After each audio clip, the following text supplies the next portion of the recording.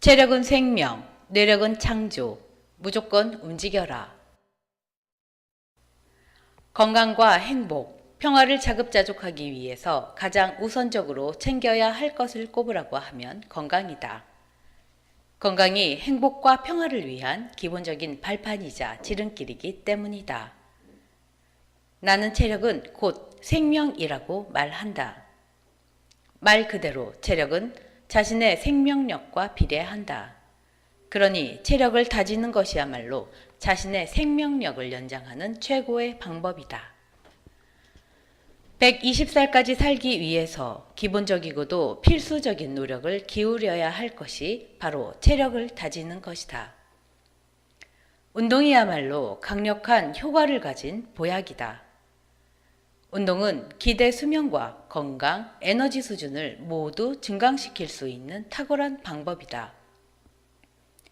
캐나다의 한 연구에 따르면 이전에 운동을 한 적이 없는 50세의 사람이라도 일주일에 3번 30분씩 빠르게 걷기를 하면 생체 나이를 10년 정도 앞당길 수 있다고 한다. 운동의 효과는 무수히 많지만 특히 노년의 근육 감소증을 완화하는 데 도움이 된다. 사람은 이르면 30대에서부터 근육이 감퇴하기 시작하는데 40대, 50대에서 가장 큰 변화가 일어난다. 90대는 20대에 비해서 근육이 거의 50% 감소하고 70대는 50대에 비해서 힘이 30% 감소한다고 한다. 근육 감소증을 예방하기 위한 가장 주요한 대처법은 운동이다. 특히 버티기 운동이나 근력 운동이 효과적이다. 나의 아버지는 올해 94세로 돌아가셨는데 아버지를 뵐 때마다 안타까울 때가 많았다. 80대까지만 해도 꽤 건강하셨는데 90세를 넘기시면서부터 기력이 부쩍 쇠해지고 말수까지 확연히 줄어드셨다. 아버지께 운동법을 가르쳐 드리고자 몸에 손을 대기라도 하면 아버지는 싫다면서 한사코 거절하시곤 했다. 내가 해드릴 수 있는 것이라곤 고작해야 좋은 음식을 권해드리고 팔, 다리를 주물러드리고 얼굴에 난 검버섯에 크림을 발라드리는 것밖에 없었다. 그런 아버지를 뵈면서 아버지가 좀 더 건강하셨을 때 운동법들을 가르쳐 드렸어야 했는데 90대가 되니 몸도 인내력도 약해져서 운동 습관을 기르는 것이 쉽지가 않구나 하는 것을 느꼈다. 운동하는 습관은 조금이라도 젊을 때 기르는 것이 좋지만 노년이 되어서 시작해도 늦지 않다. 노인은 힘이 없다는 것은 하나의 사회적인 통념일 뿐이다. 힘을 기르지 않고 쓰지 않으면 누구나 약해진다. 노년의 많은 사람들이 관절이나 근육의 퇴행, 균형 감각의 저하로 고통을 겪는다. 이러한 증상을 호전시킬 수 있는 최고의 보약은 몸을 움직이고 운동을 하는 것이다. 몸이 쇠퇴해져 가는 것을 한탄하며 그냥 보고만 있을 것인가? 아니면 적극적으로 움직이면서 몸에 힘을 키울 것인가에 대한 자기의 선택의 문제다. 나이가 들었어도 힘을 기르고 쓰다 보면 힘이 생기는 법이다. 이것을 보여주는 한 가지 사례를 소개한다. 이 사례의 주인공은 로베르 마르샹이라는 105세 프랑스 사이클리스트이다. 그는 1911년 북부 프랑스에서 태어나 소방수, 대형 트럭 운전수, 벌목꾼, 농부 등으로 직업을 바꿔가며 일했다. 젊었을 때 사이클링을 해본 경험이 있었지만 본격적으로 사이클링을 시작한 것은 67세였다. 그리고 38년 뒤 2017년 1월에는 1시간에 22km를 완주하며 105세의 세계 기록을 갱신했다. 2년에 걸쳐 그의 최대 산소 흡입량, 심박수, 심장과 폐의 건강 정도를 측정한 결과 그는 자신의 나이보다 무려 55세나 젊은 50세의 유산소 능력을 갖고 있는 것으로 밝혀졌다. 더욱 놀라운 점은 최대 산소 흡입량이 지난 2년간 13%가 증가했다는 것이다. 나는 그 뉴스를 읽고 눈이 번쩍 뜨였다. 전문 사이클리스트가 아니라면 젊은 사람도 1시간에 22km를 주파하기가 쉽지 않을 것이다. 그런데 105세의 나이로 그렇게 건강과 활력을 유지할 수 있다니 놀라운 충격이 아닐 수 없었다. 나는 그가 사이클링 하는 사진을 복사해서 책상 앞에 붙여 놓았다. 그 사진을 볼 때마다 나이 들면 몸이 약해진다는 고정관념을 깨고 체력을 키우겠다는 희망과 자극을 스스로에게 주기 위해서다. 뉴스에 세계에서 가장 나이가 많은 사람들의 소식이 가끔 뜬다. 그럴 때마다 내가 놀라는 것은 그들 중에 많은 이들이 로베르 마르샹처럼 비교적 늦은 나이에 어떤 일을 시작했다는 것이다. 2015년에 92세로 세계 최고령 여성 마라톤 완주자가 된 미국 샌디에고의 해리스 톰스는 76세 때에 처음 마라톤을 완주해 보겠다고 결심했다. 피아니스트이자 암 생존자였던 그녀는 그 결심 이후 거의 해마다 백혈병 임파종 학회를 위한 기금 마련 마라톤 대회에 출전하여 16년 동안 10만 달러 기금을 모았다. 그녀는 마라톤 종주 기념 인터뷰에서 다음과 같이 말했다. 내가 할 수 있으면 모든 사람이 다 할 수 있다고 생각합니다. 나는 한 번도 달리기 트레이닝을 받아본 적이 없거든요. 이런 사람들의 이야기를 들으면 이 나이에 하는 망설임이나 핑계가 쏙 들어가게 된다. 이런 사례들은 나이가 몇이든 자기 관리를 어떻게 하느냐에 따라서 충분히 활력 있고 건강한 삶을 살 수 있다는 가능성과 희망을 보여준다. 물론 노화는 누구도 피해갈 수 없는 자연 현상이다. 나이가 들어가면서 몸의 활력과 기능이 떨어지고 크고 작은 병이 생길 수도 있다. 문제는 자기의 삶에서 노화나 질병이 다가오는 것을 그냥 두 손 놓고 구경만 하고 있을 것인가? 아니면 몸의 주인으로서 적극적으로 건강을 관리할 것인가에 대한 선택이다. 병의 뿌리는 결국 하나다. 어딘가 에너지 흐름이 막혀서 본래 생명체가 가진 자연 치유력을 발휘하지 못한 데 원인이 있다. 막힌 곳을 풀어주고 기혈 순환만 잘 되게 해주면 웬만한 증상은 시간이 지나면 회복된다. 유전을 비롯한 몇 가지 요인들은 우리의 통제 밖에 있지만 그 외의 요인들은 조절이 가능하다. 자기 몸과 친해지면 몸이 보내는 경고 신호에 적절히 대처하며 병을 예방할 수 있다.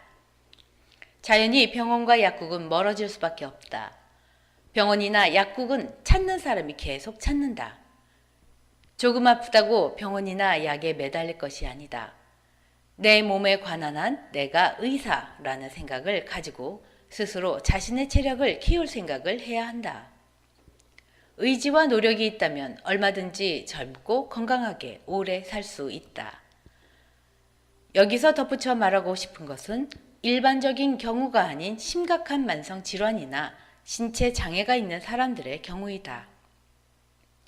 그 사람들은 건강의 점수가 상대적으로 낮을 수 있다. 그러나 건강하지 못하다고 해서 행복하지 않거나 평화롭지 않은 것은 아니다.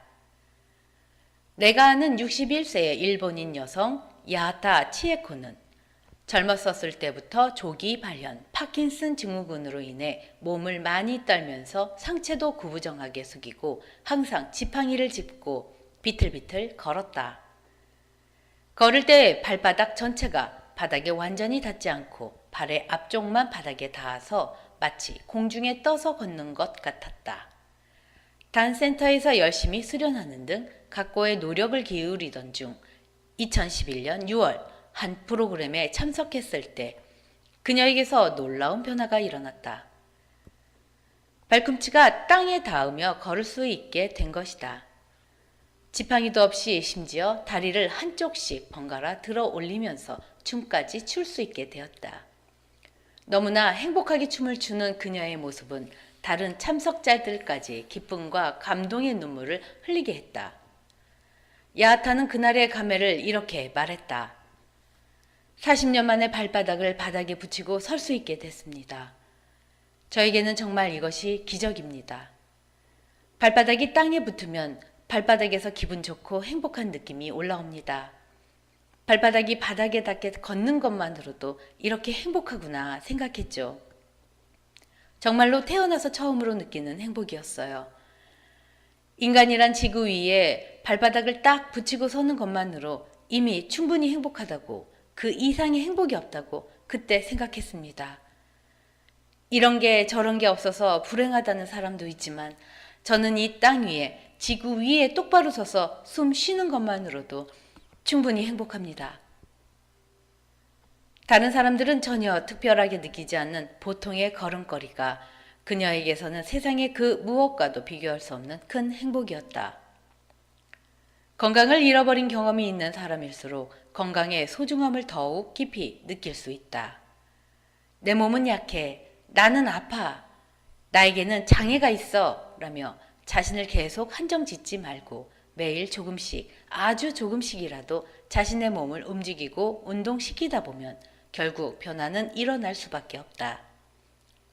자신의 한계를 극복하기 위한 움직임을 통해 자신의 몸뿐만 아니라 마음의 에너지가 바뀌고 나는 할 수 있다는 용기와 자신감이 점점 솟아오른다. 자신의 몸을 단련하고 한계를 넘어가는 시간은 자신의 참나를 만나고 진정으로 살아있음을 온몸으로 느낄 수 있는 순간이다. 그러한 작은 변화의 과정에서 오는 기쁨과 보람, 행복은 이루 말할 수 없다. 자신에게 걸을 수 있는 두 발과 움직일 수 있는 몸이 있다는 것, 그 몸을 움직이는 의식과 의지가 있다는 것, 그리고 생명 에너지가 아직 남아있다는 것, 그것 자체가 감사함으로 다가온다.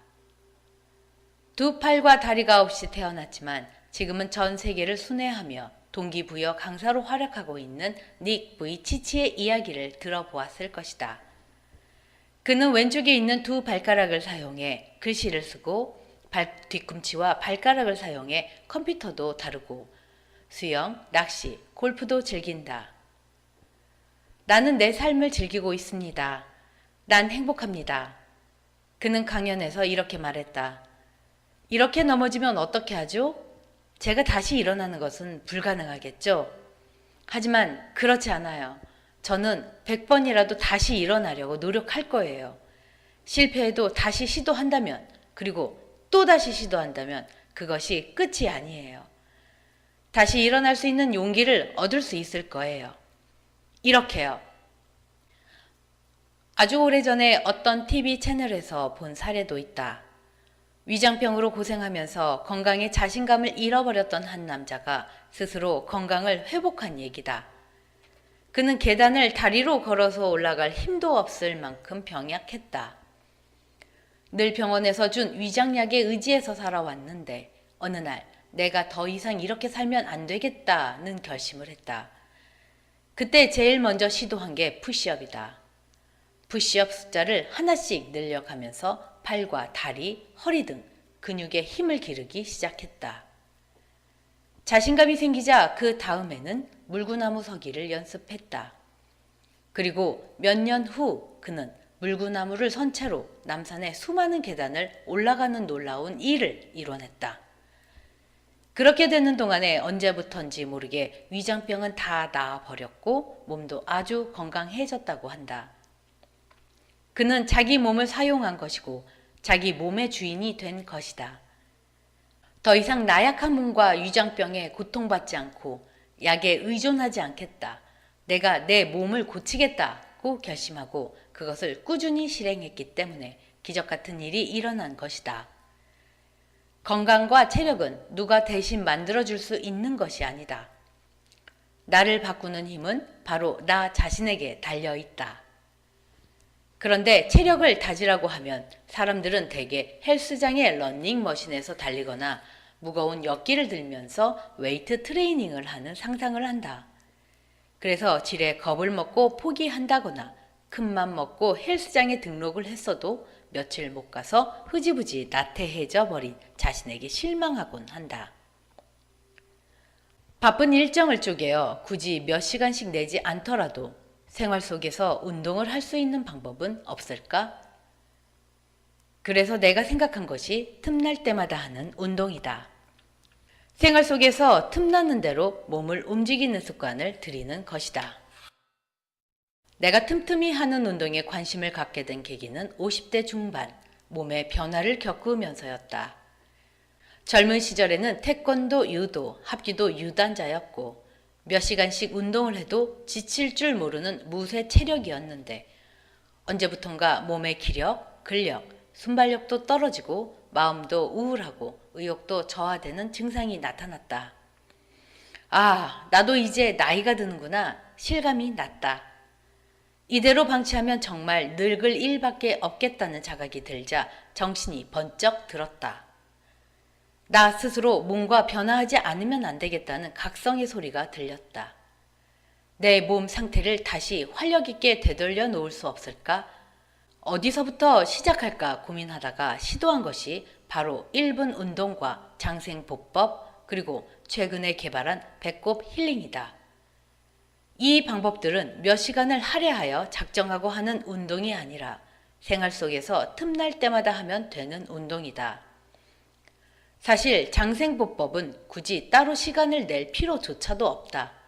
평소 걸을 때 걸음걸이만 조금 바꿔주면 된다. 생활 속에서 잠깐 하는 운동이 얼마나 효과가 있을까 의구심이 들 수도 있겠지만 내 경험을 통해 확답할 수 있다. 꾸준히만 하면 정말로 운동이 된다. 몸이 가볍고 민첩해지고 활력이 생긴다. 지금은 70이 다 되어가는 나이지만 매일 일하는 중간중간 벽에 기대어 물구나무도 서고 그 자세에서 푸시업도 한다. 안 쓰던 근육을 써주면서 힘이 생겼는지 골프를 칠 때 공이 40대 때보다 더 멀리 정확하게 날아간다. 나이가 들수록 체력을 길러야 하는 이유는 더 이상 자기 몸 상태에 끌려다니지 않기 위해서다. 몸의 진정한 주인이 되어 건강을 자급자족하는 생활 속 운동법을 소개한다. 1분 운동. 1분 운동은 바쁜 현대인들에게 제격이다. 나 역시 새벽부터 저녁까지 하루에도 수십 장의 보고서를 읽고 수많은 사람들을 만나고 강연을 하는 바쁜 일정을 소화해야 할 때가 많다. 따로 몇 시간씩 운동할 여유가 없기 때문에 1분은 나에게 놓칠 수 없는 황금 같은 시간이었다. 1분 운동은 간단하다. 화장실에서 손을 씻고 나오기 전에 세면대 벽에 비스듬히 기대어 푸시업을 한다거나 의자에 앉아서 업무를 보다가 주먹이나 손가락을 바닥에 대고 몸을 들어 올렸다 내렸다 한다. 또 베어 워킹이라고 해서 곰이 네 발로 걸어가듯이 발바닥과 손바닥을 바닥에 대고 엉덩이를 들어 올린 채 방안을 몇 바퀴 돌기도 한다. 1분 운동은 푸시업, 스쿼트, 실업, 프랭크, 베어 워킹 같이 단시간에 효과적으로 근력을 쓰고 심박수를 높일 수 있는 중고강도의 운동으로 1시간마다 1분씩 해주면 좋다. 1시간마다 알람이 울리게 맞춰 놓으면 적어도 하루에 10번 정도는 할 수 있다. 이런 중고강도 운동도 갑자기 하다 보면 근육통이 올 수 있는데 그럴 때면 근력 운동 대신 스트레칭 같은 가벼운 운동을 섞어서 해주면 좋다. 몸에 질병이나 장애가 있는 사람은 자신의 건강과 신체 상태에 맞는 운동을 해주면 된다. 1분 운동이라고 해서 꼭 1분만 해야 한다는 법은 없다. 5분을 해도 되고 10분을 해도 된다. 시간적인 여유가 있을 때는 몇 가지를 세트로 하면 효과가 훨씬 배가 된다. 예를 들어 푸시업이나 스쿼트를 한 후에 베어 워킹을 해주면 심장이 세차게 뛰고 숨이 차오르며 근육들이 뻐근해지고 몸에서 땀이 난다. 단기간에 심박수, 폐하활량, 체온이 상승하고 근력이 단련되는 속성 운동 효과를 체험하게 되는 것이다. 하지만 여건이 안 되면 1분이라도 투자하자. 1분이 별 의미 없이 훌쩍 흘러가 버리는 짧은 시간 같지만 막상 1분간 푸시업이나 스쿼트를 해보면 그렇게 길게 느껴질 수가 없다. 근육이 약해서 1분을 마저 채우지 못하고 주저앉을 수도 있다. 1분간 숨을 참고 안 쉬어보면 1분이 얼마나 긴 시간인지 알 수 있을 것이다. 1분 운동을 통해 짧은 시간을 잘 활용하는 연습을 하면 나머지 시간들도 생산적이고 창조적으로 쓸 수 있는 동기부여가 된다. 1시간에 한 번씩 중고 강도의 운동을 통해 얻을 수 있는 효과는 대단히 많다. 오랫동안 앉아있는 습관이 건강에 악영향을 준다는 것은 잘 알려져 있는데 1시간에 한 번씩 운동함으로써 그러한 습관을 고칠 수 있다. 앉아있는 시간이 많은 사람들은 심장병으로 사망할 위험이 매일 운동하는 사람들에 비해 6배나 높다고 한다. 스포츠 및 운동의 과학에 따르면 일주일에 23시간 이상 앉아있는 사람은 11시간 미만으로 앉아있는 사람보다 심장병에 걸릴 위험이 64% 높게 나타났다. 또 하루에 앉아있는 시간을 3시간 미만으로 줄이면 기대 수명을 2년 연장하는 효과가 있다고 한다. 주 4, 5회 피트니스 센터에서 운동을 한다고 해도 하루에 대부분의 시간을 책상이나 소파에서 보낸다면 오랜 시간 앉아있을 때 생기는 신진대사 저하와 세포 노화를 우려할 수밖에 없다. 노년에는 업무보다 주로 TV를 보느라 앉아있는 경우가 많다. 리모컨을 쥐고 소파에 앉아있는 시간이 길어질수록 건강은 그만큼 나빠진다. 최근 미국 샌디에고 캘리포니아 대학 연구팀이 64에서 95세 여성 1,500명을 대상으로 세포 나이를 조사한 결과 하루 10시간 이상 앉아있는 녀석은 8년은 더 빨리 늙는다는 연구 결과가 나왔다. 미 항공우주국의 베테랑 연구원인 조앤 버니코스는 건강의 열쇠는 하루 종일 가능한 한 많이 활동하는 것이라고 한다. 운동선수처럼 몇 시간씩 운동을 해야 한다는 의미는 아니다. 하루 중에 틈나는 대로 몸을 움직여 주라는 것이다. 가능하면 자주 움직일수록 더 좋다. 이상적인 것은 15분에 한 번씩은 자리에서 일어나서 몸을 움직여 주는데 운동이 아닌 단순한 일상적인 움직임이라도 괜찮다. 계속 앉아있는 습관을 끊어주는 간헐적인 운동이야말로 생명의 질을 극대화하는 데 매우 중요하다. 운동을 할 때 나타나는 신체 현상은 다양하다. 심박수가 높아지고 근육에 산소를 더 빨리 순환시키고 세포에 있는 독소를 더 빨리 제거하기 위해서 심박수당 혈액량이 증가한다. 더 많은 산소를 혈액으로 보내고 독소를 배출하기 위해서 호흡수가 증가하고 폐는 더 많이 확장, 수축 운동을 하게 된다. 중고강도 운동을 해주면 땀이 나면서 체온이 상승한다. 그럴 때 늘어져 있던 몸에 갑자기 활력이 돌 뿐만 아니라 마음의 고삐도 당겨진다. 1분 운동을 하고 나면 정신이 반짝 깨어난다. 한마디로 얼이 차려진다. 그래서 잡념이 없어지고 집중력도 높아지며 나중에는 자신감과 열정도 생겨난다. 1분 운동의 중요한 포인트는 운동이 생활과 분리되어서는 안 된다는 것이다. 운동이 생활 속에 일부로 녹아들어야 한다. 생활이 운동이고 운동이 생활이 되는 것이다. 그랬을 때 정말로 습관이 바뀌고 체질이 바뀐다. 스스로 건강을 책임질 수 있는 체질로 행복과 평화를 창조할 수 있는 체질로 바뀐다. 30여 년 전 국내에 심신수련법을 보급하던 초창기에 지금은 글로벌 기업이 된 현대 창업자인 정주영 회장과 SK 창업자인 최종현 회장을 개인 지도한 적이 있다. 그때 그분들을 보면서 그들은 뭔가 다르다는 것을 느꼈다. 무엇보다 부지런했고 시간을 효율적으로 썼으며 집중력이 남달랐다. 한마디로 성공할 수밖에 없는 체질이었다. 특히 정주영 회장은 초등학교밖에 안 나왔다. 학벌이 좋아서 환경이 좋아서 성공한 게 아니라 그의 라이프 스타일 자체가 특별했던 것이다. 중요한 것은 좋은 생활 습관을 갖는 것이다. 스스로 건강할 수 있는 습관과 체질을 생활 속에서 만들어야 한다. 나쁜 습관을 갖고 있으면 건강이 나빠지는 것은 당연하다. 습관에 따라 인생이 만들어진다. 그런데 오랜 기간 몸에 밴 습관과 라이프 스타일을 하루아침에 바꾸기란 어렵다. 그래서 1시간에 한 번씩 1분 운동을 하면서 과거의 습관을 끊어주라는 것이다. 의지라는 검을 들고 자기 삶에 들어가 오랜 습관을 쳐내는 것이다. 그리고 기존에 안 했던 행동을 자꾸 반복함으로써 새로운 습관을 들이는 것이다. 1분 운동을 석 달쯤 하고 나면 많은 변화가 올 것이다. 몸의 물리, 화학적인 변화와 마음의 정서적인 변화가 오는 것은 물론이고 무조건 몸을 움직이는 새로운 라이프 스타일이 자리를 잡게 된다. 나이가 들수록 무기력하게 넋 놓고 있거나 고민이나 잡념으로 헛되이 시간을 보낼 때가 많은데 1분 운동을 통해 그러한 시간을 끊어낼 수 있다.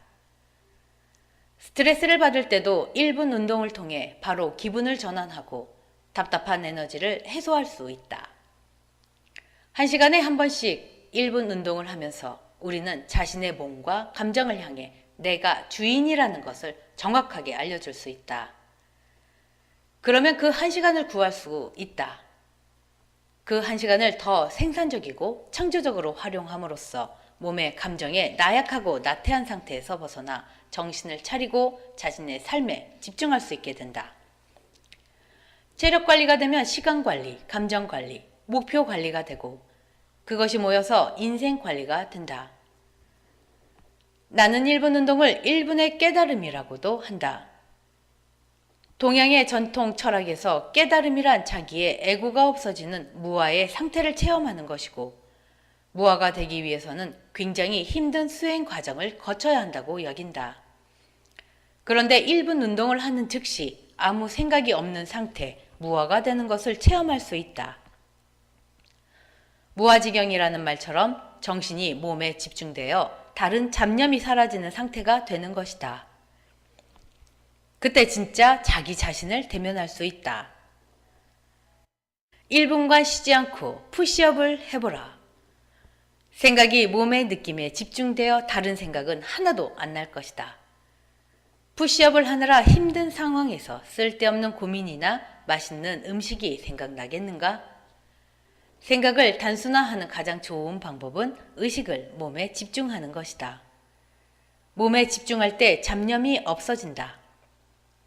머리에 불이 꺼지고 아랫배 단전에 불이 들어온다. 1분 운동을 통해 그러한 현상을 몸으로 체험할 수 있다. 1시간에 한 번씩 자신의 몸에 감동을 주는 것이다. 1분 운동의 주요한 핵심은 열정의 온도를 높이는 것이다. 열정은 자신의 삶에 대한 의지를 엿볼 수 있는 지표다. 얼마나 열정을 갖고 살아가는가가 그 사람의 인생을 좌우한다고 해도 과언은 아니다.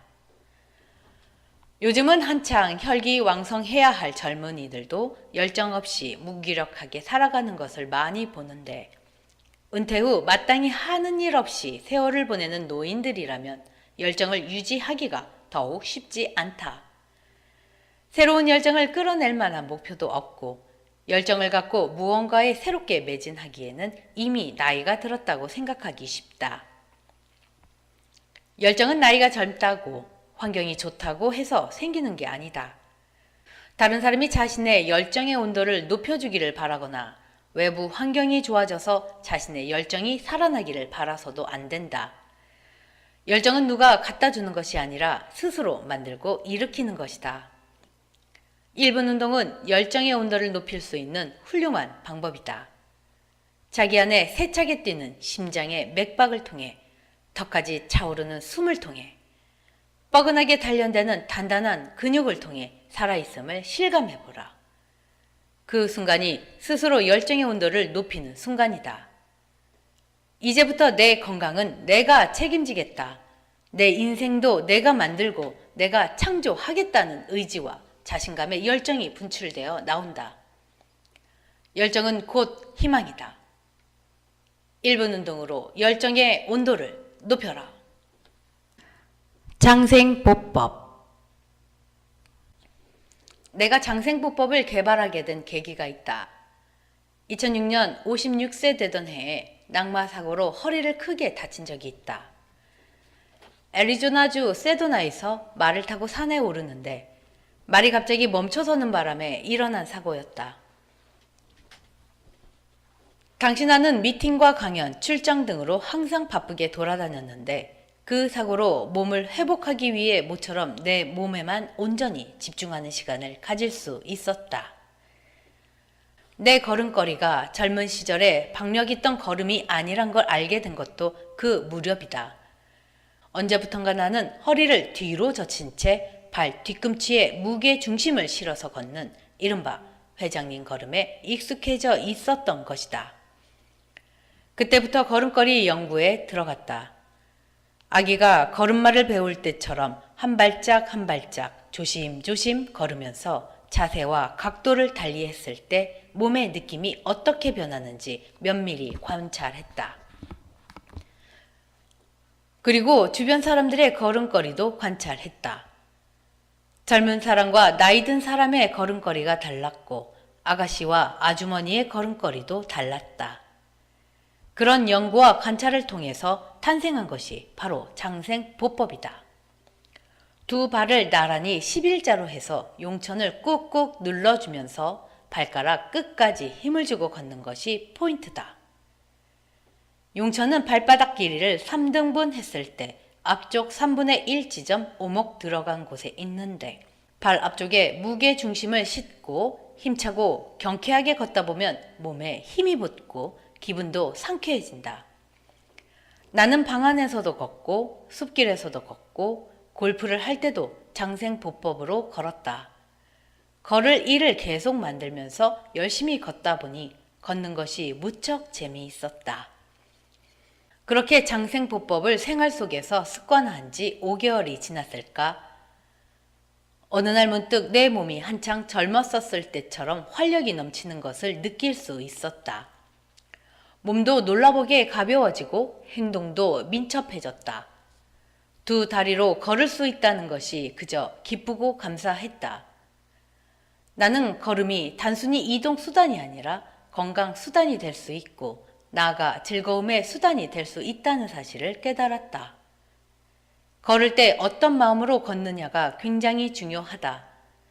이동수단으로 바쁘고 힘겹게 걷는 사람들은 얼굴에 수심이 가득하지만 운동이라고 생각하며 즐겁게 걷는 사람은 표정이 밝다.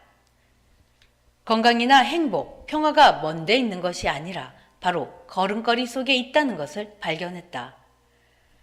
장생보법은 너무나 쉽고 간단한 걸음걸이다. 그래서 장생보법을 처음 소개하면 다들 따라하면서도 속으로는 저게 무슨 효과가 있을까 의구심부터 가진다. 하지만 체험을 해본 사람은 안다.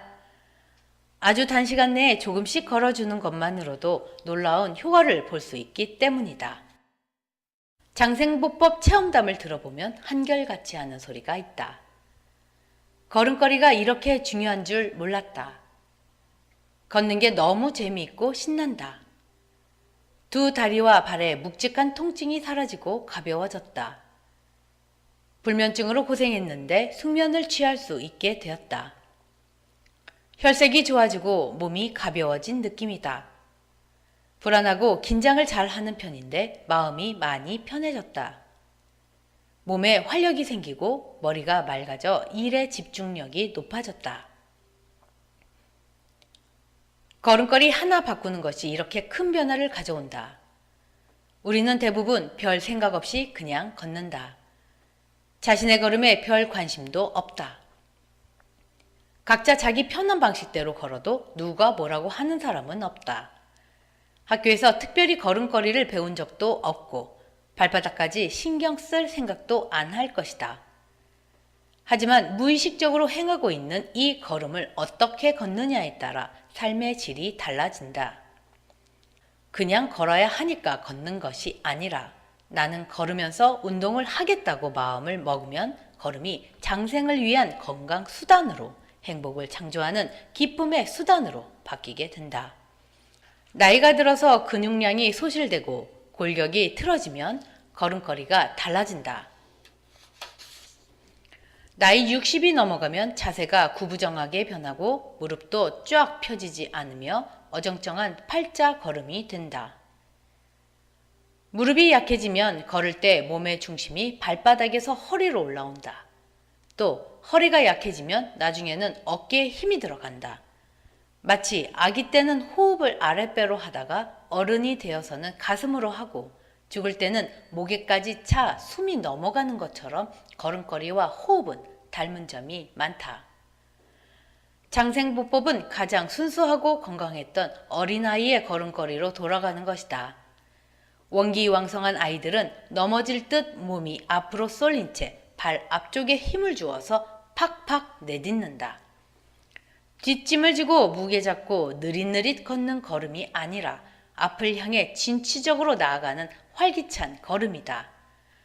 늙은 걸음을 젊은 걸음으로 되돌려 놓기 위해서는 걸음걸이도 훈련이 필요하다. 장생보법의 기본 자세는 다음과 같다.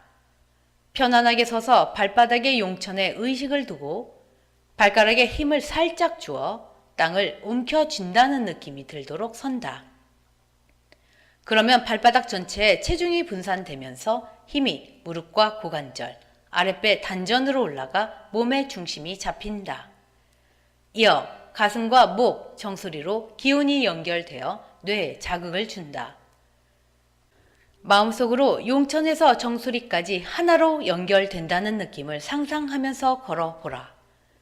용천을 지압하듯 하는 움직임을 통해 발가락 끝까지 기운을 살리고 본래의 생명력을 회복할 때 우리 인체의 자연 치유력을 극대화할 수 있다. 장생보법이 일반 걸음과 다른 점은 발바닥에 힘을 줌으로써 뇌를 활성화시킨다는 데 있다. 발바닥 중에서 뇌로 전달되는 신경이 밀집되어 있는 곳은 발가락이다. 발가락에 힘을 제대로 주기 위해서는 용천과 발가락을 함께 꽉꽉 눌러줘야 한다. 용천은 동양의학에서 가장 중요시하는 경혈 중의 하나이다. 용천은 샘물이 땅속에서 분출하듯이 인체에 있는 생명의 기가 샘처럼 솟아오른다는 뜻을 담고 있다. 용천과 발가락을 얼마나 잘 눌러주느냐에 따라 뇌에 전달되는 힘이 다르다. 세계 각국의 장수촌들을 조사하면 언덕이나 산에 있는 곳이 많다. 언덕과 산을 아침 저녁으로 오르내리는 일은 발 앞쪽에 체중을 싣고 걷는 방법이 된다. 발바닥 용천을 꾹꾹 눌러주면서 걷다 보면 기운이 자연스럽게 발바닥으로 내려간다. 스트레스로 들뜬 화기가 발바닥으로 내려가기 때문에 발바닥은 따뜻해지고 머리는 맑아진다. 동양의학에서 무병장수의 비결은 머리는 시원하게, 발은 따뜻하게 보존하라는 것이다. 우리 몸에는 따뜻한 불의 에너지인 화기와 차가운 물의 에너지인 수기가 함께 흐르는데 몸의 균형이 깨지지 않고 조화로울 때는 수기가 위로 올라가 머리에 머물고 화기는 아래로 내려가 아랫배 하단전에 머문다. 이러한 상태를 수승화강이라고 한다. 수승화강이 될 때 몸은 물론이고 우리의 뇌가 최적의 상태에서 최고의 기능을 발휘할 수 있다. 새로운 기운과 활력이 솟을 뿐만 아니라 집중력과 판단력이 좋아지고 마음이 안정되어 편안해진다. 그런데 현대인들이 앓고 있는 질환의 대부분은 기운이 역상하는 데 있다. 아랫배의 뜨거운 열기가 머리로 치솟는 것이다. 이 상태가 지속되면 머리가 뜨거워지고 맑지 못하다. 그러면 집중력이 떨어지고 심해지면 두통이 온다. 특히 몸을 움직이지 않고 의자에 장시간 앉아 머리를 많이 쓰는 영구직이나 정신 노동자들은 머리로 기운이 많이 떠 있기 때문에 더욱더 장생보법을 습관화해야 한다. 장생보법의 또 하나의 포인트는 두 발을 11자로 나란히 걷는 것이다. 몸이 약하거나 건강이 좋지 않은 사람들은 대부분 발 앞쪽을 양옆으로 벌린 채 걷는다. 이것은 몸의 기운이 술술 새 나가는 걸음걸이다. 이렇게 오래 걷다 보면 무릎이 안 좋아지고 고관절이 틀어지고 디스크나 요통의 원인이 된다. 또한 근육이나 뼈에 무리를 가져와 몸의 형태가 변형되기도 한다. 양발이 11자가 되게 나란히 걸으면 다리와 아랫배 단전에 힘이 들어가고 등이 곧게 펴진다. 척추가 바르게 서면 인체의 기혈 순환이 원활하게 이루어지고 뇌 척수액의 흐름이 좋아져 머리가 맑아진다. 장생보법을 할 때 꼬리뼈를 살짝 앞으로 말아주면 좋다. 꼬리뼈가 있는 부분을 앞으로 약간만 당겨주면 항문의 괄약근이 조여지면서 하단전에 에너지가 더 잘 모일 수 있게 된다. 단전에 기운이 모이면 아랫배가 따뜻해지고 꼬리뼈에서 척추로 기운이 잘 올라가게 되어 온몸의 기혈 순환이 원활해진다. 일반적으로 사람들은 몸이 피곤하거나 컨디션이 안 좋으면 눕고 싶은 마음부터 든다. 그리고 나이가 들수록 기력이 줄어 활동하는 시간보다 누워서 쉬는 시간이 많아진다. 하지만 누우면 누울수록 몸은 약해진다. 주말에 잠을 충분히 잤는데도 몸이 찌뿌드드한 경험을 했을 것이다. 기회소통이 안 되는 상황에서 장시간 가만히 누워 있었기 때문이다. 자고 일어나면 당연히 온몸이 축축 늘어지고 활력이 떨어진다. 정 눕고 싶을 때는 장생보법으로 5에서 10분 정도 가볍게 걷고 나서 기혈 순환을 원활하게 해준 다음에 누우면 좋다.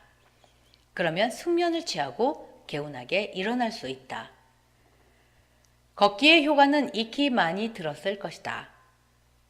인간은 동물과 가장 크게 구분되는 직립보행으로 인해 두뇌 용적을 끊임없이 늘려올 수 있었다.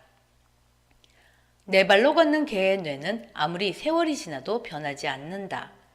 그러나 400만 년 전 두 발로 걷기 시작한 인간은 400g이던 뇌를 1400g까지 진화시킬 수 있었다. 자신의 몸무게를 지탱하며 걷는 직립보행을 통해 양손을 함께 사용하면서 비약적으로 발달한 것이다. 걷기는 우리 몸을 구성하는 600개 이상의 근육과 그와 함께 움직이는 200여 개의 뼈를 모두 동원하는 온몸 운동이다.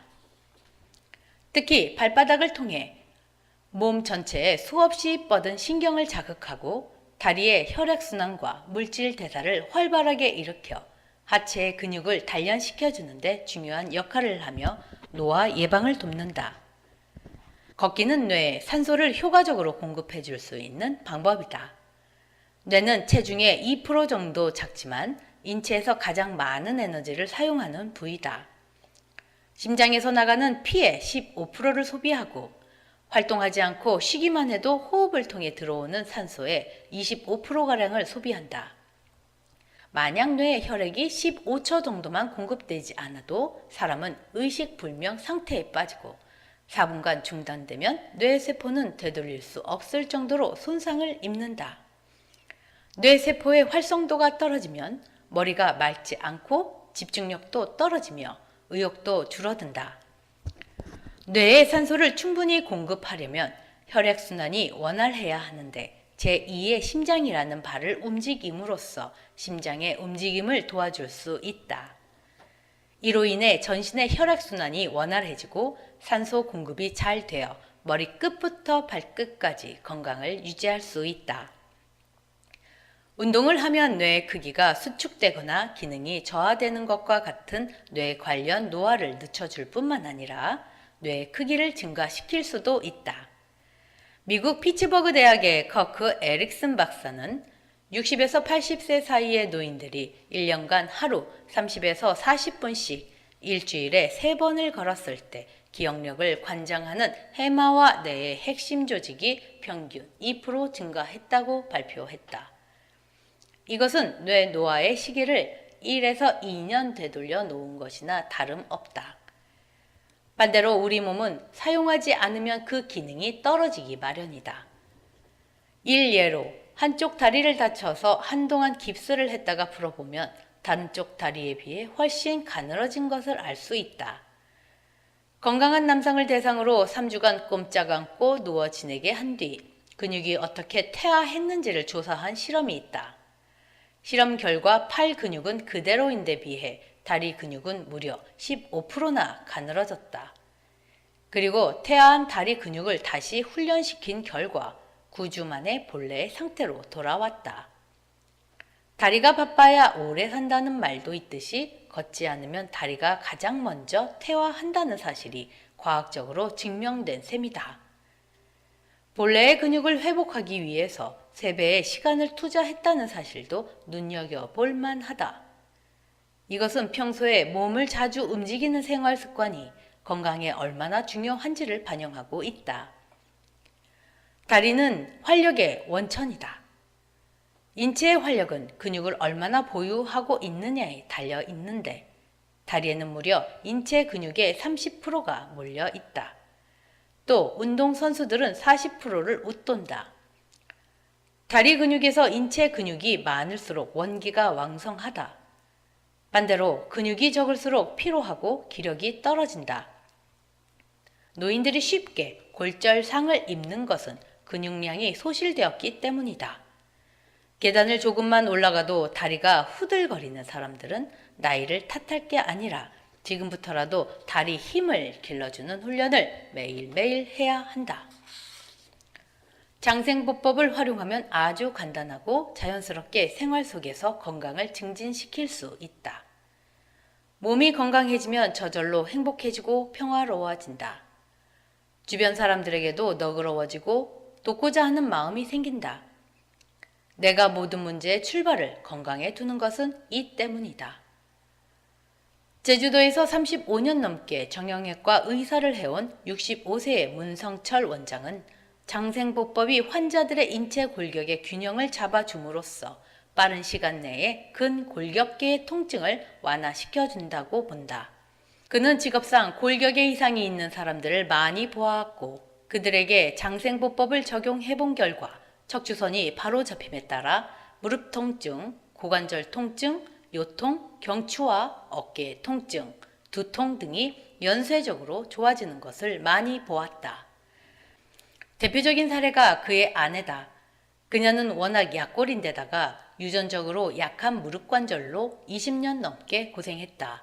그녀도 의사인지라 그는 현대의학의 모든 치료법들을 아내에게 가장 먼저 시도해보고 효과가 있으면 환자들에게도 적용하곤 했다. 그러나 모든 치료가 간헐적으로 반복되는 관절 부종과 통증을 속 시원하게 해결해주지 못했다. 걷기 운동을 해도 무릎 통증이 심해져 지속하기가 어려웠다. 그래서 그는 늘 아내로부터 마누라 다리도 못 고치는 정형외과 의사라는 타박을 들어야 했다. 그러던 차에 나에게 장생보법을 배운 후 그는 아내와 매일 1시간씩 병원에서 가까운 오름에 오르기 시작했다. 처음에는 짧게 하다가 점점 시간을 늘려가는 방식으로 했다. 걸음 속도도 빠르지 않게 용천을 의식하고 그 느낌이 뇌에서 충분히 느껴질 수 있도록 시간 여유를 주었다. 그녀는 예전에는 걸을 때 통증이 있는 무릎으로 의식이 집중되었는데 장생보법을 하면서 발바닥과 뇌로 의식이 옮겨가 몸 전체가 바로 서는 것 같다고 했다. 한 달쯤 지나니 더 이상 통증이 없어지면서 몸의 활동량도 늘어났고 체지방이 감소하고 무릎 통증도 완화되었다. 그래서 전에는 엄두도 못 냈던 한라산 등반도 같이 다닐 수 있었다. 그는 아내의 사례를 바탕으로 환자들에게 매일 장생보법을 지도하고 권하고 있다. 처음에는 아파서 잘 걸으려 하지 않던 환자들도 바른 자세로 걷는 시간을 점차 늘려가면서 몸에 힘이 생기고 통증이 줄어든다고 좋아했다. 바른 걸음걸이 방법으로 추천되는 방법들이 많지만 그는 장생보법이 많이 걷지 않아도 몸의 긴장이 빨리 풀리고 몸의 균형을 바로잡아 주면서 만성 통증 완화에도 효과가 높다고 추천한다. 배꼽 힐링. 스스로 건강을 지키기 위한 생활 속 운동으로 내가 가장 근래에 개발한 것이 배꼽 힐링이다. 배꼽 힐링은 배꼽을 자극함으로써 심신의 건강을 도모하는 자가 힐링법이다. 나는 지난 37년 동안 수많은 심신 건강법을 개발해 왔지만 늘 더 쉽고 더 강력한 방법이 없을까를 고민한다. 갈수록 더 간단하고 직접적인 방법을 찾다 보니 배꼽 힐링도 내놓게 되었다. 장생보법만큼이나 간단한데 자극하는 부위가 워낙 독특하다 보니 처음 듣는 사람은 놀라서 종종 이렇게 묻는다. 방금 뭐라고 하셨어요? 그리고 배꼽 힐링을 직접 체험하고는 그 단순한 동작이 가져다 주는 효과에 한 번 더 놀란다. 배꼽 힐링의 기본 동작은 손이나 기구를 이용하여 배꼽을 반복적으로 자극하는 것이다. 배꼽 힐링을 체험한 사람들이 공통적으로 느끼는 효과는 소화가 잘 되고 잠이 잘 오며 기분이 좋아지고 에너지가 증강되며 통증이 완화되는 것이다. 배꼽을 리듬감 있게 눌러주는 간단한 동작이 이렇게 다양한 효과를 갖는 이유는 배꼽의 위치 때문이다. 배꼽은 우리 몸의 중심, 복부 한가운데 위치한다. 배꼽 주변에는 소화, 순환, 호흡, 면역을 포함해서 생명을 유지하는 주요 기관들이 모두 모여 있다. 소화와 혈액순환을 원활하게 하고 깊은 호흡을 하고 면역 체계를 강화하는 것은 건강을 지키는 가장 기본적이면서도 핵심적인 요소이다. 이것을 한 번에 작동시키는 버튼이 바로 배꼽이라고 할 수 있다. 배꼽 힐링의 가장 직접적인 효과는 장 건강이 좋아진다는 것이다. 장은 우리 몸에서 음식물의 소화와 흡수, 배변을 담당할 뿐만 아니라 해독과 면역에도 깊숙이 관여한다. 최근에는 장과 뇌의 연결성에 대한 연구가 활발해지면서 장내 미생물이 우리의 감정과 사고에도 밀접한 관계가 있다는 것이 밝혀졌다. 배꼽 힐링을 통해 가장 직접적으로 자극이 되는 장기는 배꼽 바로 밑에 위치한 소장이다. 배꼽을 규칙적으로 리듬감 있게 눌러주는 물리적인 운동은 소장의 연동 운동을 활성화하여 소화를 돕고 배변을 규칙적이고 원활하게 한다. 우리 몸에서 면역 기능을 담당하는 큰 림프절들이 배꼽을 에워싸듯이 복부에 많이 모여 있다.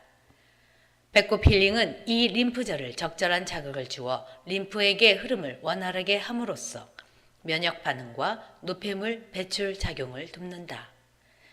근래에 들어 면역세포보다 장내 미생물의 면역 기능이 훨씬 중요하게 부각되고 있다. 장 속에는 300에서 1000종의 미생물이 살고 있는데 이들은 음식물을 분해하고 비타민이나 호르몬을 만들어내는 일뿐만 아니라 병원체를 막아내는 역할도 한다. 장 속의 면역세포와 미생물의 활동까지 포함한 장의 면역 시스템은 몸 전체 면역력의 70에서 80%를 차지할 만큼 절대적이다. 배꼽 힐링의 장 마사지 효과는 장의 깊숙한 곳까지 산소를 공급해서 혈액순환을 원활하게 하고 복부 온도를 높여 장내 환경을 개선함으로써 장의 면역 기능을 향상시킬 수 있다. 식도에서 항문에 이르는 소화관을 관리하는 신경을 장신경계라고 부른다. 이 장신경계는 뇌와 독립적으로 운영되는데 마치 뇌처럼 정보를 받아들여서 처리하고 소화기관에 명령하는 세포들이 있다. 장신경계와 뇌의 연결이 끊어졌거나 뇌가 활동을 멈추어도 이 장신경계는 계속해서 활동한다. 그래서 장신경계를 제2의 뇌 또는 장뇌라고 부른다.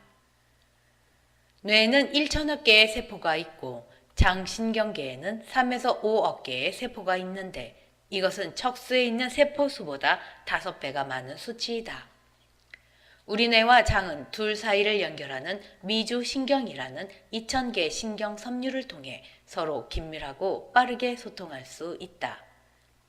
그래서 장에 문제가 생기면 바로 뇌에 영향을 주고 반대로 뇌에 문제가 생기면 곧바로 장에 문제가 생긴다. 안 좋은 정보를 듣거나 긴장했을 때 배가 아프거나 소화가 안 된 적이 있는가? 장에 가스가 차거나 변비가 있을 때 두통이 생긴 적이 있는가? 그것은 장과 뇌의 긴밀성을 보여주는 사례이다. 장뇌가 우리의 뇌 상태와 기능에 미치는 영향은 더욱 크다. 예를 들어 장에 있는 신경세포와 호르몬을 분비하는 세포들은 우리의 감정에 영향을 주는 화학적인 신호를 일으킨다. 행복감을 주는 신경 전달 물질인 도파민의 약 50%가 장신경계에서 생성된다.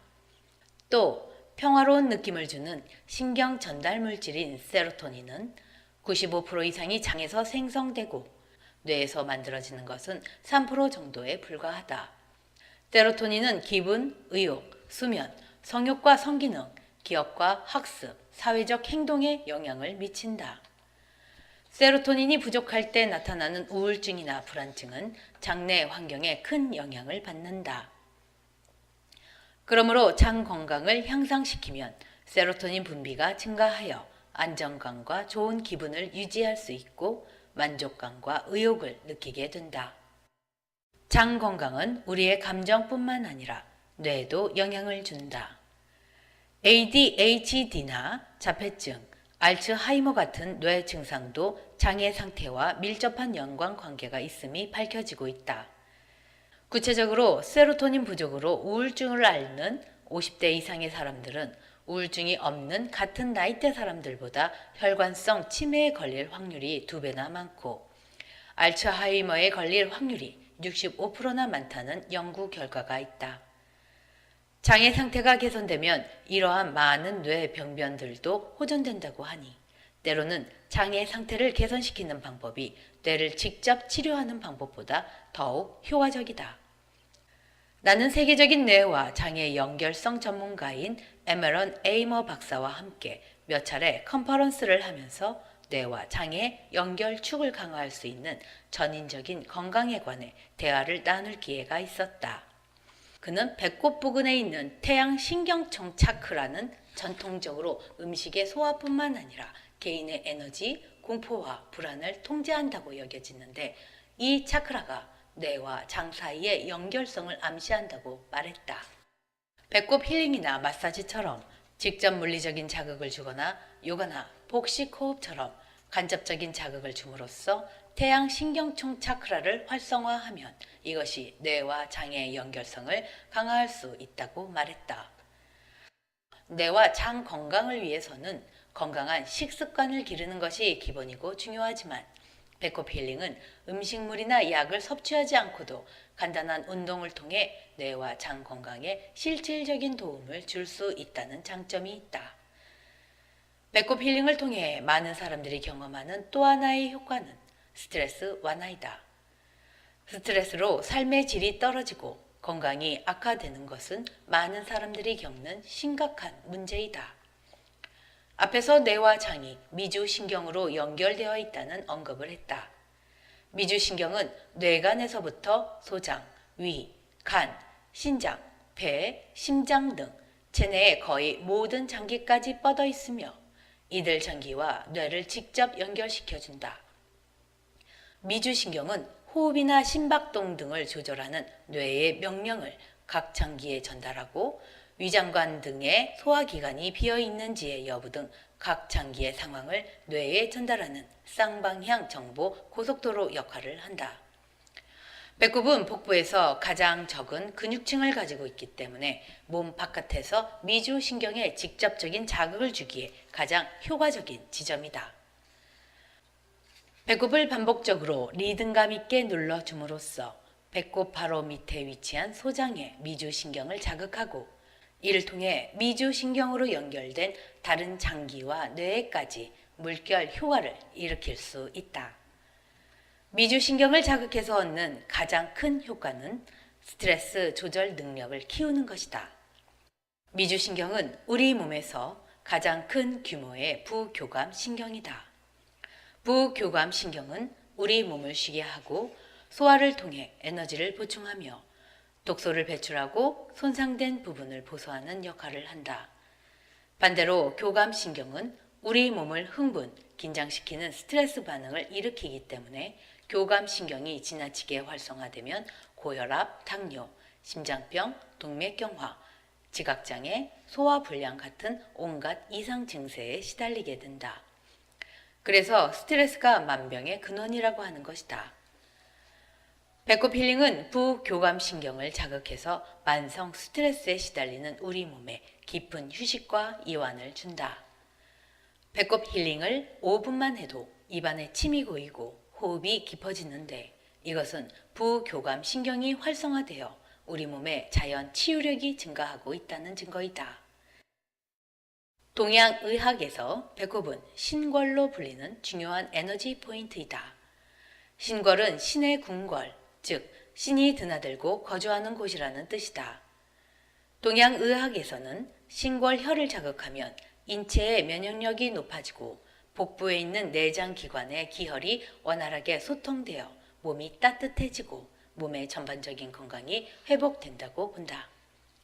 또한 신궐혈은 갑자기 실신하거나 고혈압, 중풍으로 쓰러졌을 때 응급처치의 혈자리로 쓰인다.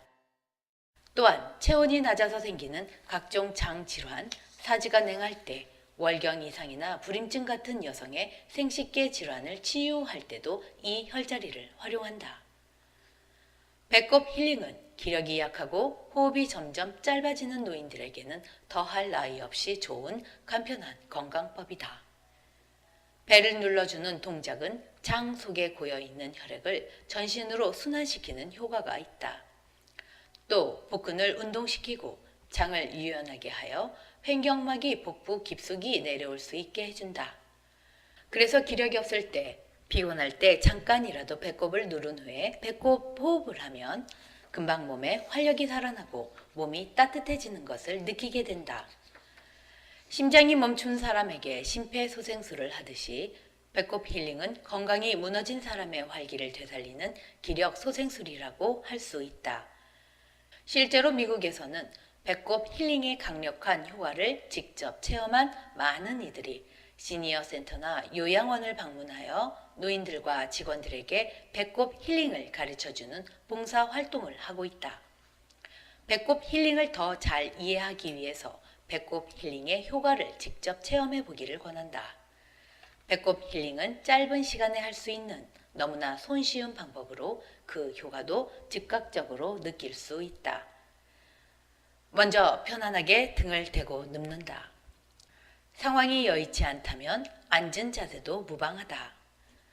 몸과 마음을 편안하게 이완하고 현재 자신의 호흡과 활력, 배와 다리의 온도와 같은 몸의 상태를 느껴본다. 양손의 검지와 중지, 약지를 하나로 모아 배꼽을 가볍게 눌러준다. 이때 손을 맨살에 대는 것이 아니라 입고 있는 옷 위에 댄다. 눈을 감고 의식을 배꼽에 집중한 상태에서 1분에 100회 정도 한다고 생각하고 리듬감 있게 눌러준다.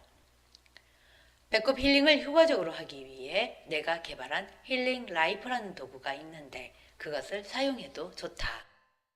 가슴이 답답한 경우에는 코나 입으로 숨을 자연스럽게 내쉬면 가슴에 정체된 공기와 에너지가 밖으로 배출된다. 배꼽을 100회 정도 누른 다음에 동작을 멈춘다. 편안한 자세에서 눈을 감고 의식을 배꼽과 아랫배에 집중하면서 호흡을 한다. 배꼽 힐링의 핵심은 배꼽을 반복해서 누르고 난 후에 하는 배꼽 호흡에 있다. 배꼽 호흡의 효과를 극대화하려면 상상력이 추가되어야 한다. 마치 얼굴에 있는 코가 배꼽으로 옮겨진 것처럼 배꼽에 숨구멍이 하나 있다고 시각화하는 것이다. 숨을 들이마실 때 생명 에너지가 배꼽의 숨구멍을 통해서 배로 가득 들어오는 것을 시각하며 배를 부풀리고, 숨을 내쉴 때는 배꼽을 등 쪽으로 당기면서 의식을 배꼽에 집중한다. 마치 고무풍선이 부풀었다가 수축하는 모습을 상상하면서 계속해서 배꼽을 통해 생명 에너지가 복부로 들어온다고 상상한다. 호흡이 너무나도 편안하고 깊어지면서 마치 자신이 그 옛날 어머니의 자궁 속에서 탯줄을 통해 생명 에너지를 공급하고 있는 듯한 느낌. 안전하고 아늑한 그곳에서 어머니의 사랑을 받으며 한없이 편안하고 평화로웠던 그때로 다시 돌아가는 느낌이 들 것이다. 자신이 분리된 생명체가 아니라 배꼽을 통해서 어머니와 연결되어 있는 안정감과 합일감을 느끼게 된다. 이렇게 5분만 배꼽 힐링을 해도 호흡이 깊고 자연스러워진다. 복부와 하체까지 따뜻해지고 머리가 맑아지며 이완과 동시에 활력이 충전된다. 깊은 호흡을 하는 것은 노년의 건강과 활력, 마음의 안정과 평화를 유지하는 비결이다. 사람은 나이가 들수록 호흡이 짧아지기 마련이다. 아기 때는 아랫배까지 깊숙한 숨을 쉰다. 나이가 들어 활력이 떨어지고 스트레스로 가슴에 에너지가 막히면 숨이 얕아져 가슴 호흡을 하게 된다. 죽음을 맞이하기 전에는 목 근처에서 얕은 호흡을 하다가 그 숨도 더 이상 못 쉬게 되면 죽는 것이다. 배꼽 힐링은 짧은 시간에 간단한 방법으로 깊고 자연스러운 호흡을 회복할 수 있어서 노인에게 더할 나위 없이 효과적이다. 호흡 명상이라는 방법을 통해서도 깊은 호흡을 할 수 있는데 이에 대한 자세한 설명은 10장에서 소개되어 있다.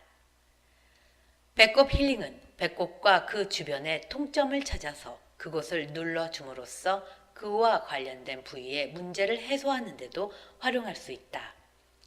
배꼽을 반복적으로 눌러준 후 호흡을 하는 것이 활력을 증강시키는 목적이라면 배꼽 부위의 통점을 눌러주는 것은 복부와 주변 장기, 어깨, 허리, 고관절 등에 오랫동안 막혀있던 에너지를 이완하는 데 매우 효과적이다. 일종의 배꼽 반사법이라고 할 수 있다. 나는 배꼽 힐링을 혼자서만 하는 것이 아니라 가족이나 가까운 사람들끼리 함께 할 수 있는 방법이 없을까 생각하다가 힐링 투게더란 도구도 만들었다. 이것을 활용하면 두 사람이 동시에 배꼽 힐링을 할 수 있다. 두 사람이 함께 집중해야만 효과가 있으니 마치 놀이하듯이 재미를 느끼면서 건강도 증진시키고 친밀함도 높일 수 있다. 미국 애리조나주 피닉스시에 사는 40대 후반의 이민 변호사 레뮤엘 칼로스는 그의 아버지와 함께 배꼽 힐링의 효과를 톡톡히 보았다. 그의 집안은 피닉스의 필리핀 커뮤니티에서 사업과 비영리 활동 등으로 잘 알려져 있다. 그는 자신이 다니던 단센터를 통해서 배꼽 힐링을 알게 되었는데 처음에는 이상해 보여서 시도해 볼 마음조차 내지 않았다. 그런데 그의 아버지가 배꼽 힐링을 통해 건강이 크게 호전되자 생각이 바뀌었다. 올해 81세인 그의 아버지는 23년 전에 신장 이식 수술을 받았다. 큰 문제 없이 잘 지냈는데 1년 전에 신장 상태가 급속하게 나빠져 정기적으로 신장 투석을 받기에 이르렀다. 그러던 아버지가 단센터 수련과 함께 배꼽 힐링을 시작하고는 건강이 크게 호전되어 5.1까지 올라갔던 크레아티닌 수치가 몇 달 만에 2.3까지 떨어졌다. 병원에 가는 횟수도 줄었고 잃었던 식욕도 찾았으며 당뇨와 혈압도 정상으로 돌아왔다. 그는 아버지의 변화에 자극을 받아 배꼽 힐링을 진지하게 시작했다. 이민, 이혼과 관련한 법률 문제를 다루다 보니 스트레스가 많았는데 배꼽 힐링을 하고 나서 스트레스가 많이 줄었다. 배꼽 힐링을 5분만 해도 15에서 20분 정도 걷는 것과 같은 효과가 나타났다. 피곤하고 집중력이 떨어질 때마다 배꼽 힐링을 하는데 정신이 깨어나는 게 커피 마시는 것보다 훨씬 낫다고 한다. 25년 전에 척추에 종양이 있어서 수술을 한 후로는 왼쪽 팔을 들어 올릴 때 동작이 자연스럽지 않았다. 그런데 배꼽 힐링을 몇 달 하고 난 후로는 그 불편함도 사라졌다. 그가 속한 필리핀 커뮤니티에는 요양원 사업을 하는 사람들이 많은데 요즘은 그들에게 배꼽 힐링을 적극적으로 알리고 있다. 또 자신의 변호사 사무실에 찾아오는 고객들한테도 스트레스 해소 방안으로 적극적으로 권유하고 있다. 1분 운동, 장생보법, 배꼽 힐링과 같이 여기서 소개한 내용뿐만 아니라 자신의 체력과 상황에 맞는 적당한 운동을 골라서 틈나는 대로 몸을 움직여 보라. 인생의 후반기에 자신에게 진정한 내적 만족을 주는 완성의 삶을 살기 위해서 체력 관리는 필수이다. 건강이 노년기 삶의 질을 높이고 진정으로 원하는 삶을 가능하게 하는 주춧돌이라는 것을 명심하고 운동이 생활이 되게 하라. 당신이 이미 규칙적인 운동 습관을 갖고 있다면 참으로 다행한 일이다. 하지만 아직 그렇지 못하다면 지금부터라도 운동하는 습관을 들이기 바란다. 여러분이 자신의 기분, 즉 에너지 상태를 스스로 변화시킬 수 있을 때 몸의 주인이 되고 마음의 주인이 될 수 있다.